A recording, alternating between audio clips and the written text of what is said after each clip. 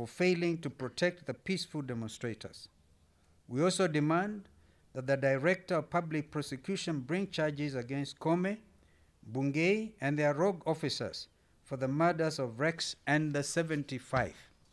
I want to state clearly to the police officers, your work is to keep law and order. Your work is not to kill Kenyans. We are many than you. Suppose we decide to destroy you, what do you think will happen? Will we have a nation? Azimio is also calling on the DPP to charge the police officer who fired at the unarmed Maasai, as they pledged to stand with the family. Our coalition is extremely disturbed by Rex's fatal shooting. We have far too many memories of these tragedies, and our thoughts and prayers are with his family, with his friends, and the community that has suffered such a terrible loss. We stand with Rex, his family, and his comrades. We pledge to offer all our help required in seeking answers and justice. We demand that these perpetrators of police brutality be arrested and charged with murder before a court of law. To the police officer who murdered Rex, you must surrender yourself before Kenyans catch up with you. Because if they get you on the streets, it will be something different. We are still very concerned that the international community, our partners, have been very quiet when there have been blatant violation of human rights in Kenya, both last year when we had our demos.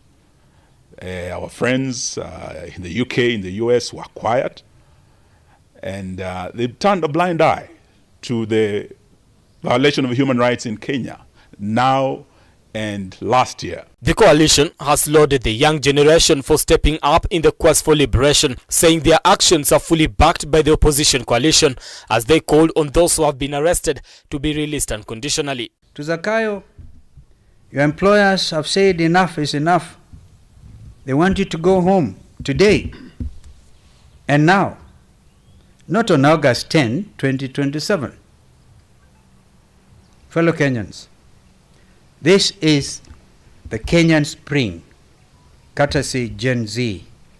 We are witnessing an organic and tribeless collective gathering of our youth who are tired of KK's wealth of bottomless lies, corruption, and disdain. Hour by hour, their numbers grow. This is a significant turning point in the history of our nation. The Kenya Kwanza leaders from Rift Valley have, however, hit back at Azimio coalition for calling for the resignation of IG Koome.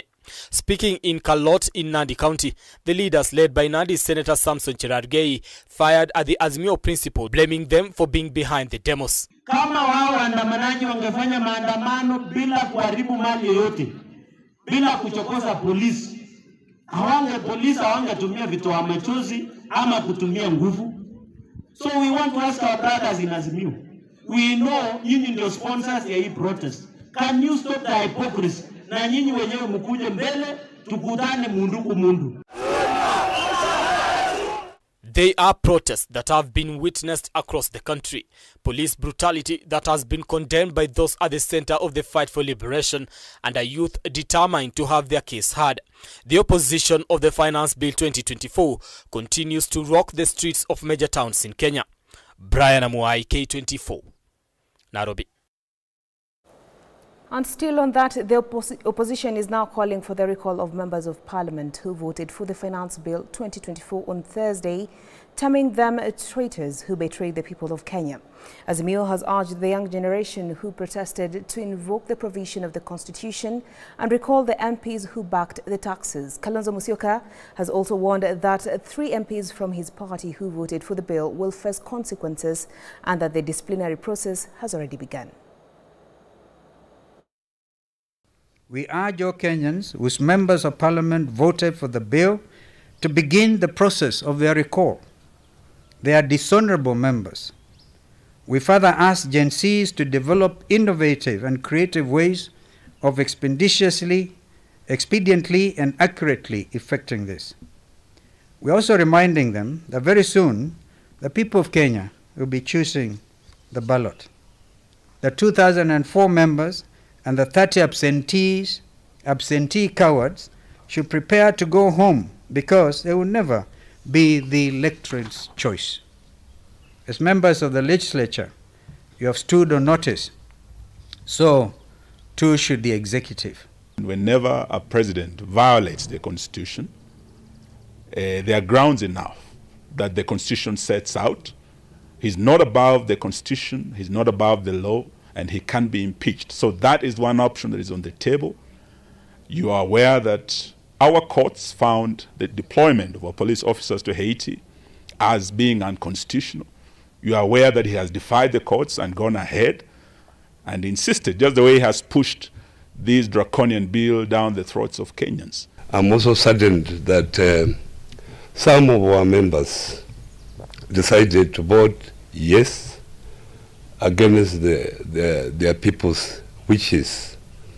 And as a coalition or as a party, we'll take disciplinary measures against those particular members because, as you have been informed, our own Secretary General communicated to them what they were supposed to do, and unfortunately, they never did that.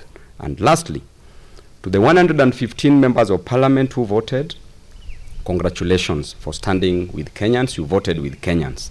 To the 204 members, you voted with the oppressors. We know you are political dealers. You are not political leaders. We know you are leaders who have a mission, but not a vision. A mission to destroy the future of this nation. A mission to ensure that the finance bill raises the cost of living in this nation, but not a vision to change the future of this nation for the best.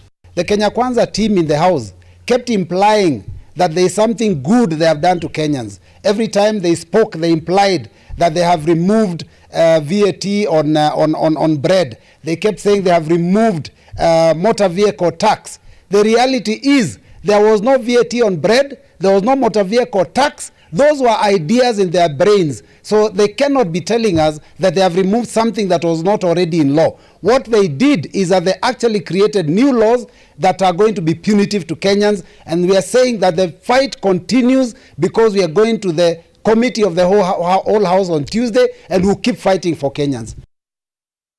And still on the demos, Kenyans have expressed anger by taking to the streets following MP's approval of the finance bill during its second reading yesterday. And following this, legislatures rather have urged the youths not to be misguided on the bill and call off the demos. After pumping a lot of sense on the heads of our colleagues, they could not listen. They could not agree with us, and looks like we lost the bill in a very draconian manner. It is this verdict on the finance bill that has ignited another wave of social media mobilization that is now threatening to recall on all the 204 members of parliament who voted yes for the finance bill. In Bondo, constituents burnt down the effigy of their member of parliament, Gideon Ochenda, for supporting the finance bill 2024. While chanting slogans against their MP. Sisi kama wanabodi imefika wakati ambapo ni lazima tuchukue mamlaka yetu mikononi, kwa sababu yule mtu ambaye tulimchagua kama mbunge wetu amekataa kutilia maanani mahusia yetu kama wanabondo. Na tunasema sisi kama wanabondo tumechoka, hatukupendi, hatukutambui na hatukujui. Expressing their displeasure with the lawmakers, Kitui youths drawn from colleges and universities took to the streets, disowning Kitui South Member of Parliament Rachel Nyamai, saying they will not come until the bill is amended to suit the current economic times. Kitui tumesema ya kwamba tumekataa hiyo finance bill na tunauliza President Ruto asiende kuisign, na tumekasirishwa sana na viongozi wetu kama Kinambai na Rechokaki.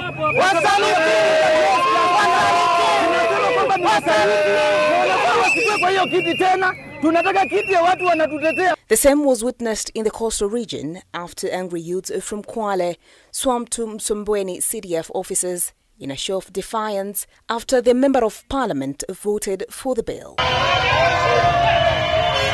Following this, Kapsaret Member of Parliament Oscar Sudi have warned against rioting, saying the youths are misguided on the finance bill. Hao wanafunzi wetu wamepiga kelele, wamefanya nini? Hawaelewi. Kama kuna mahali tumeweka pesa 63 billion ni kwa maneno ya masomo, ili to reduce pressure kutoka kwa wazazi. Kuna vile tumekoroga ambao tumejua hii itakaa namna hii, huyu atapata loan hapo, huyu atapata nini pale, ili watoto wetu wote wakuwe equal. However, in defense of his stance on voting no for the finance bill, Manyata Member of Parliament Gitonga Mukunji has said his decision on the bill should not be used to castigate him. I want to request, when we are making hard decisions in government, let us carry our population with us. Moving forward, we want to see a finance bill that from inception has engaged the public. What we saw the last few days, maneno ya maandamano, is not something to ignore.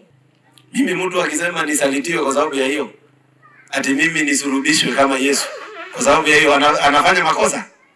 Si anafanya makosa hapo? Yesterday evening, the angered youths pelted MPs' vehicles with stones following the passage of the bill that consequently led to them lighting bonfires in the city centre and the protest leading to the loss of one life. This is K24 Evening Edition, and at this point we take a short commercial break. I'll see you in a short while.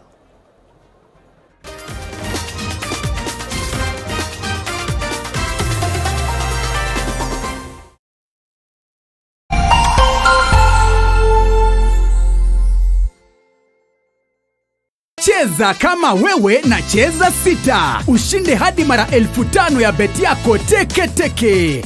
Yes, and it's that simple. Dial *675#, cheza na 6 numbers kati ya 1 hadi 6. Weka bet amount yako kutoka shilingi 50 tu. Ushinde hadi mara 5,000 instantly. Cheza kama wewe na cheza sita, na upate nafasi moja kati ya 4 ya kuwa mshindi. Dial *675# to play now. Over 18 only. Gaming is addictive. Play responsibly. This message has been authorized by the BCLB. Mwezi huu wa Mei, changamka na StarTimes. Tunaleta joto na channels mpya na shows mpya kwa ajili yako. Chagua bouquet yako na uwe connected. Enjoy magic na adventure zaidi kwenye Kili Channel. Oh man, this is gonna be awesome. Ni sherehe zaidi kwa wapenzi wa sporti, wrestling, basketball na football. A goal to send a message. Lipia subscription yako uwe connected. Guswa hisia na drama na telenovela freshi, movie kali, documentaries